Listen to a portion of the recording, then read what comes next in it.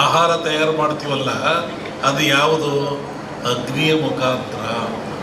ಹಾಗೆ ಅಗ್ನಿ ಜಗತ್ತಿನ ಚರಾಚರಕ್ಕೆ, ಮನುಕುಲಕ್ಕೆ ಆದರ್ಶ, ಅವಶ್ಯಕ. ಅಗ್ನಿಯಿಂದ ಯಾವುದೂ ಇಲ್ಲ. ಧಾರ್ಮಿಕವನಾಗಿ ಅಗ್ನಿಗೆ ಭವಿಷ್ಯವನ್ನು ಕೊಡ್ತೀವಿ ಅಂತ ಹೇಳೋದು ಬಂದಾದರೆ ಅದನ್ನು ವಿರೋಧ ಮಾಡೋದು ಒಳ್ಳೆತನ ಅಲ್ಲ. ಯಾಕೆ ವಿರೋಧ ಹೇಳಿದ್ರೆ, ಅಗ್ನಿಯೇ ಆಧಾರ ನಮಗೆ. ಅನ್ನ ಮಾಡಲಿಕ್ಕೆ, ಚಹಾ ಕುಡಿಲಿಕ್ಕೆ, ಒಂದು ರೊಟ್ಟಿ ಮಾಡಿಕೊಳ್ಳಲಿಕ್ಕೆ ಏನು ತಿನ್ನೋಕ್ಕೆ ಅಗ್ನಿ ಬೇಕು. ಅಗ್ನಿ ದೈವೋ ಭವ. ವೈಜ್ಞಾನಿಕೂ ಅಗ್ನಿ ನಮಗೆ ಬೇಕಾಗ್ತಾನೆ. ಆನಂತರ ಕಟ್ಟಿಗೆಗಳು, ಎಕ್ಕ, ಮಾವು, ಮುತ್ತುಗ ಇವೆಲ್ಲ ಬರ್ತವೆ. ಒಂದೊಂದು ಗಿಡದಲ್ಲಿ ಒಂದೊಂದು ಶಕ್ತಿ ಇರ್ತದೆ, ಒಂದೊಂದು ಫಲವನ್ನು ಕೊಡ್ತವೆ. ಕಾಡಿನಲ್ಲಿ ಋಷಿಗಳು ಆಶ್ರಮದಲ್ಲಿ ಯಜ್ಞವನ್ನು ಮಾಡ್ತಾಯಿದ್ರು, ಹೋಮವನ್ನು ಮಾಡ್ತಾಯಿದ್ರು. ಅಂದರೆ ಆ ಧೂಮದಿಂದ, ಆ ಹೊಗೆಯಿಂದ ಪರಿಸರ ಶುದ್ಧವಾಗ್ತಾ ಇತ್ತು. ಮತ್ತೊಂದು ಒಳ್ಳೆ ಮಳೆ ಬೆಳೆಗಳು ಬರ್ತಾಯಿತ್ತು. ಕ್ರೂರವಾದ ಪ್ರಾಣಿಗಳು, ಕಾಡಿನಾಗ ಯಾರು ಇರ್ತಾರೆ? ಕ್ರೂರವಾದ ಪ್ರಾಣಿಗಳಿರ್ತವೆ. ಆ ಪ್ರಾಣಿಗಳು ಸಹಿತ ಮನುಷ್ಯನನ್ನು ಹಿಂಸೆ ಮಾಡಲ್ಲ.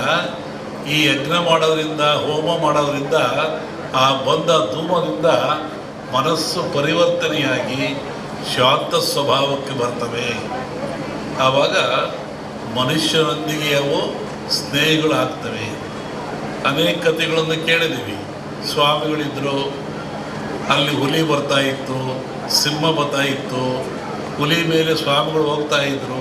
ಅಂದರೆ ಯಜ್ಞ ಯಾಗಾದಿಗಳ ಫಲದಿಂದ ಬರುವಂಥ ಹೋಮಾದಿಗಳ ಧೂಮದಿಂದ ಅವು ಮನಃಶಾಂತಿ ಆಗ್ತಾಯಿತ್ತು, ಕ್ರೂರತ್ವವನ್ನು ಕಳ್ಕೊಳ್ತಾ ಇದ್ದು ಒಂದು ಚಿಂತನೆ. ಆನಂತರ ರಾಜರು, ಮಹಾರಾಜಗಳು, ಇವತ್ತಿನ ರಾಜರಿಗೆ 10 ರೂಪಾಯಿ ಕೊಡೋ ಶಕ್ತಿ ಇಲ್ಲ ಸರ್ಕಾರದನ್ನು. ಆವತ್ತಿನ ರಾಜರುಗಳಿಗೆ ತಲೆಯನ್ನು ಕಡಿಸುವಷ್ಟ ಶಕ್ತಿ ಇತ್ತು. ಇದ್ದಲ್ಲೇ ಆದೇಶ ಕೊಡ್ತೆ ತಲೆ ಕಟ್ಟು ಮಾಡುತ್ತಿದ್ದ ಅವನು.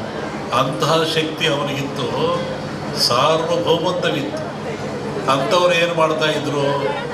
ನಾರ್ಮುಡಿಯಲ್ಲಿ, ಬರಿಗಾಲಿನಲ್ಲಿ ಕಾಡಿಗೆ ಹೋಗಿ, ಆಶ್ರಮಕ್ಕೆ ಹೋಗಿ, ಋಷಿಗಳ ಮುನಿಗಳಿಗೆ ಶಿರವಾಗಿ ಆ ಅಗ್ನಿ ಹೋಮದಲ್ಲಿ ಪಾಲ್ಗೊಂಡು ಸುಭಿಕ್ಷೆಯನ್ನು ಬೇಡ್ತಾಯಿದ್ರು, ನಾಡಿನ ಸುಖವನ್ನು ಬೇಡ್ತಾಯಿದ್ರು, ಆಶೀರ್ವಾದ ತಗೊಂಡು ಬರ್ತಾಯಿದ್ರು. ಅಂದರೆ ಈ ಹೋಮಗಳು ಆಧ್ಯಾತ್ಮಿಕವಾಗಿ ಹೌದು, ನಾಡಿಗೆ ಮಳೆ ಬೆಳೆ ರೋಗಗಳನ್ನು ದೂರ ಮಾಡುವಂಥ, ಆಯುಷ್ಯವನ್ನು ಕೊಡುವಂಥ ಶಕ್ತಿ ಹೌದು.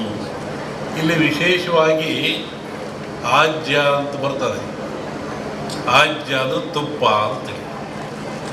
ನಾನು ಬೆಳಿಗ್ಗೆ ಆಗಲೇ ಹೇಳ್ತಾ ಇದ್ದೆ, ನಮ್ಮ ಹತ್ರ ಬಂದಾಗ ಯಾವುದನ್ನು ಆಜ್ಯ ಅಂತ ಕರಿತೀವಿ?